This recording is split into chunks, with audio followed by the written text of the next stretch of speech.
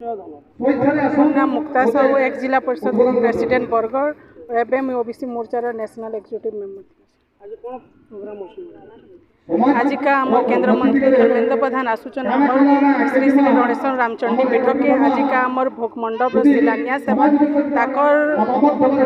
तामने से आमको देते बाय इलेक्शन टाइम प्रतिश्रुति से प्रतिश्रुति के से पालन करी आमको 25 लाख टका शिलान्यास सेवा लगे आम बुलता समाज तरफ को बहुत बहुत धन्यवाद दौचु से धन्यवाद सभा आज का आम रखीचु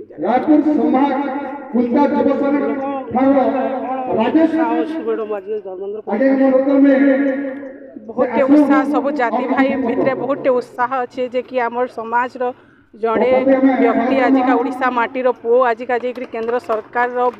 बहुत बड़ विभाग मंत्री होकर अच्छन आज का आम सब समाज भाई मैंने बहुत खुशी और उत्साहित अच्छे आम समस्ते स्वागत कर धन्यवाद।